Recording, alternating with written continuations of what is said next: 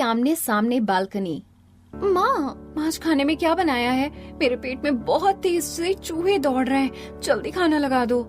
बेटा थोड़ा रुक, मैंने तेरी पसंद की चिकन बिरयानी बनाई है। चिकन बिरयानी? सच में? अब तो मुझसे रुका ही नहीं जा रहा है, थोड़ा जल्दी कर दो, सुनकर ही मुंह में पानी आ गया। अरे हाँ, पता है मुझे, बस 5 मिनट रुक जा, तू अपने कमरे में जा, मैं वहीं भिजवा देती हूँ। नीतू अपने कमरे में चली जाती है। यार, चिकन बिरयानी तो रिया को भी बहुत पसंद है और ये मैडम दिख भी नहीं रही, आखिर कहाँ चली गई?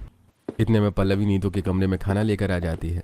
ले बेटा, आराम से खा, और चाहिए हो तो बता देना। वाह, कितनी अच्छी खुशबू आ रही है। सच में मम्मी, आपके हाथों में तो जादू है। आप मेरे लिए थोड़ा सा पैक करके रख दो, मैं सुबह कॉलेज भी लेकर जाऊंगी। अरे, मैं सुबह अलग से ताजी ताजी बना दूंगी। नीतू खाने बैठ जाती है, लेकिन उसका ध्यान अपनी दोस्त रिया पर ही लगा रहता है। जैसे वो बालकनी में बैठकर खाने लगती है, तभी अचानक सामने वाली झोपड़ी से रिया बाहर आती है। यार, ये एंडोथर्मिक क्या है? एक्सोथर्मिक का ऑपोजिट। भयंकर कंफ्यूजन है ब्रो। जब हो बहुत सारे सवाल और चाहिए एक दोस्त रिया पर ही लगा रहता है। जैसे वो बालकनी में बैठकर खाने लगती है, तभी अचानक सामने वाली झोपड़ी से रिया बाहर आती है। ओए सुन, कहाँ है? मेरी मम्मी ने मजेदार चिकन बिरयानी बनाई है, चल फटाफट अपनी सीक्रेट लोकेशन पर पहुंच। नीतू दौड़कर किचन से एक डिब्बा लेकर चिकन बिरयानी पैक करती है, उसे पॉलीथिन में बांधकर एक रस्सी में बांधती है और अपनी बालकनी से नीचे रिया की झोपड़ी तक पहुंचा देती है। यार थैंक यू, तू मेरी पसंद का कितना ख्याल रखती है। अरे चल निकल, थैंक यू बाद में कहना, पहले गरम गरम खा ले। दरअसल रिया और नीतू बेस्ट फ्रेंड हैं, लेकिन उनके परिवारों की आपस में बिल्कुल नहीं बनती, जिसका असर उन दोनों की दोस्ती पर पड़ता है। घर वाले इन्हें मिलने नहीं देते, इसलिए ये चोरी छुपे बालकनी में ही मिलती हैं और रस्सियों के सहारे एक दूसरे तक सामान पहुंचाती हैं। ऐसे दिन बीतते हैं, ये दोनों एक ही कॉलेज में पढ़ती हैं। और बता, क्या हालचाल यार? छुट्टियों में तो मैं तुझसे बात करने को तरस जाती हूँ। भाई मेरा भी यही हाल रहता है। अच्छा चल बता, तूने अपना असाइनमेंट पूरा किया या नहीं? अरे तेरे बिना मैं कौन सा असाइनमेंट पूरा कर सकती हूँ? ये ले, सब कुछ ले आई हूँ, बस थोड़ा सा समझा दे, फिर घर जाकर कर लूंगी। आज कॉलेज 8 दिन की छुट्टियों के बाद खुला था, लेकिन रिया और नीतू दोनों को ऐसा लग रहा था जैसे महीनों बाद मिली हो।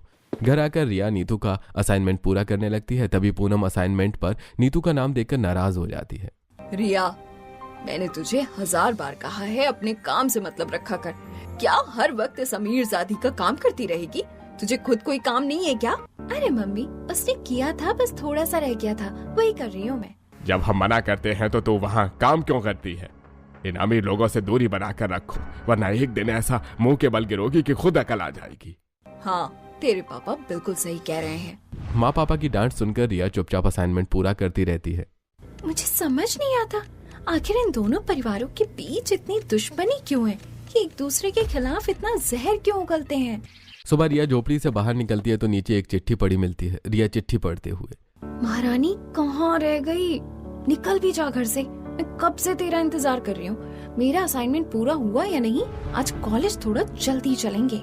रिया बालकनी में देखती है, नीतू सामने खड़ी होती है। दोनों इशारों में बात करती हैं और कॉलेज के लिए निकल जाती हैं। ये वाला टॉपिक ज्यादा इम्पोर्टेंट है, ये सवाल आने की ज्यादा संभावना है, इसे ऐसे समझ और शॉर्ट में लिखना है, समझ आया? हाँ, अब आया। पूरी रात ढंग से सो नहीं पाई थी, लगा अगर तू नहीं पढ़ाएगी तो मैं फेल हो जाऊंगी।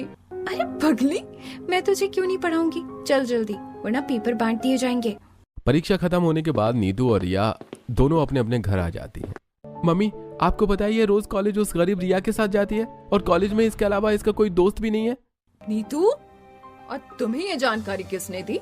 मेरी भी जान पहचान है कॉलेज में। आप ऐसा मत सोचिए कि आप लोग कुछ भी करेंगे और हमें पता नहीं चलेगा। ऐसा भी क्या कर दिया मैंने? आप लोग ऐसे रिएक्ट कर रहे हो जैसे मैंने कोई लड़का दोस्त बना लिया हो। ये तो जब मैंने तुझे हर तरह की आजादी दी है तो क्या तू मेरी एक बात नहीं मान सकती? और नहीं तो क्या, हर वक्त उस रिया से चिपकी रहती है। मुझे आप लोगों से कुछ बात ही नहीं करनी। पता नहीं इतनी प्यारी लड़की और उसके घर वालों से आपको क्या दिक्कत है। मैं जा रही हूँ अपने कमरे में। नीतू गुस्से में अपने कमरे में चली जाती है। बालकनी से देखती है कि रिया उसका इंतजार कर रही है। दोनों कागज के टुकड़ों पर लिख लिख कर बातें करने लगती हैं। कुछ दिनों बाद दोनों का ग्रेजुएशन फाइनल ईयर का रिजल्ट आता है। रिया ने टॉप किया होता है और वहीं नीतू सेकंड आती है। मम्मी पापा, मेरा रिजल्ट आ गया, मैं पूरे कॉलेज में सेकंड आई हूँ। और फर्स्ट कौन आया है ये भी बता दे। फर्स्ट रिया आई है। देखो, झोपड़ी में रहकर भी उस लड़की ने फर्स्ट ला दिया और एक तुम हो, इतने सारे प्रिविलेजेस मिलने के बाद भी सेकंड पोजीशन। सारे अपने प्रिविलेज का फायदा भी तो ये अपनी दोस्त को ही तो देती है। खैर हमें क्या, तुम्हारी जिंदगी है, तुम्हें जो ठीक लगे करो। क्या मम्मी पापा, इतने अच्छे मार्क्स लाने के बाद भी आप लोग खुश नहीं हो? अरे नहीं बेटा, ऐसा नहीं है, तू सही कह रही है, सेलिब्रेशन तो बनता है। पापा, पास में एक नया रेस्टोरेंट खुला है। मेरे दोस्त बता रहे थे कि वहाँ की मलाई चाप और अफगानी पनीर बहुत ही फेमस है। ठीक है, सब जल्दी से रेडी हो जाओ, आज डिनर बाहर करेंगे।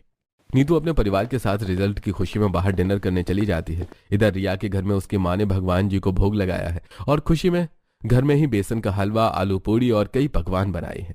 यार आलू पूरी तो नीतू को बहुत पसंद है, लेकिन कैसे दूं? कब से बालकनी वाला गेट बंद पड़ा है, पता नहीं कहाँ गई है। रेस्टोरेंट में खाना खाते हुए नीतू सोच रही होती है, यार ये मलाई चाप और अफगानी पनीर तो सच में बहुत टेस्टी है। एक काम करती हूँ, एक्स्ट्रा पैक करा लेती हूँ, बालकनी में जाकर रिया को दे दूंगी, वो भी खुश हो जाएगी। घर आकर नीतू सीधे अपने कमरे में आती है। उसने चोरी से रिया के लिए खाना पैक करा लिया होता है। उधर रिया भी झोपड़ी के बाहर टहल रही है और नीतू के आने का इंतजार कर रही है। कहाँ देख रही है, जल्दी आ, तेरी पसंद की चीजें लाई हूँ। आखिर तूने टॉप किया है ना, ये ले मेरी तरफ से पार्टी। कब से इंतजार कर रही हूँ तेरा, कहाँ चली गई थी? रुक, मेरे पास भी तेरे लिए कुछ है। दोनों सहेलियां अपने अपने डिब्बे एक दूसरे को देती हैं। इधर मलाई चाप और अफगानी पनीर देखकर रिया बहुत खुश हो जाती है और उधर बेसन का हलवा और आलू पूड़ी देखकर नीतू। तभी अचानक दोनों की मम्मियां बालकनी में आ जाती हैं।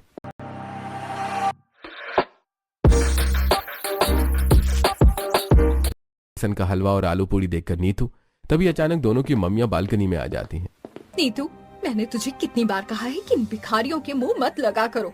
ये किसी का एहसान नहीं मानते, कितना भी कर लो, इनकी सोच हमेशा छोटी ही रहेगी।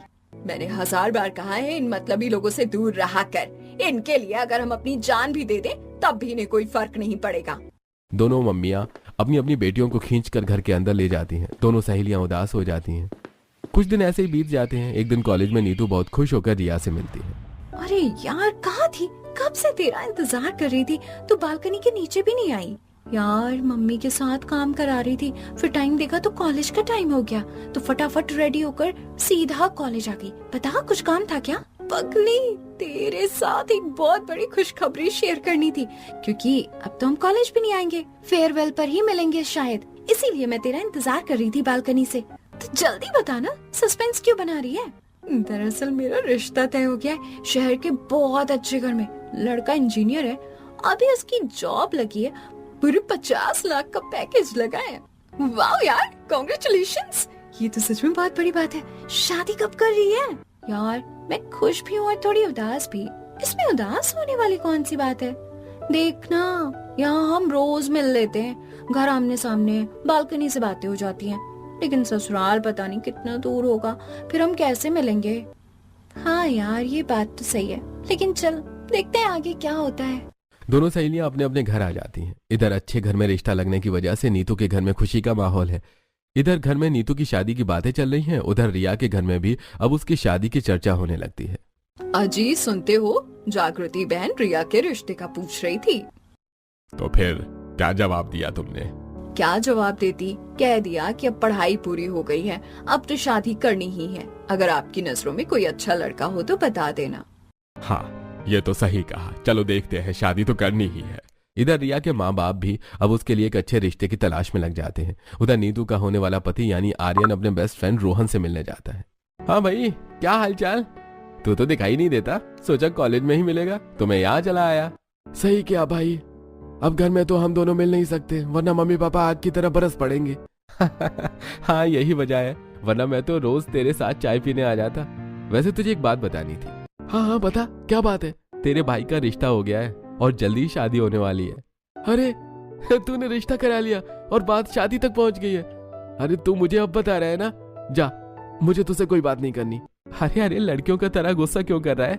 आज ही फुर्सत मिली तभी तो सीधे मिलने चला आया। चल ठीक है, ज्यादा ड्रामा मत कर, फोटो दिखा भाभी की। आर्यन रोहन को फोटो दिखाता है। फोटो देखते ही रोहन नीतू को पहचान लेता है। अरे ये तो नीतू है, तू जानता है इसे? हाँ यार, बहुत अच्छे तरीके से। मुझे बहुत खुशी हुई कि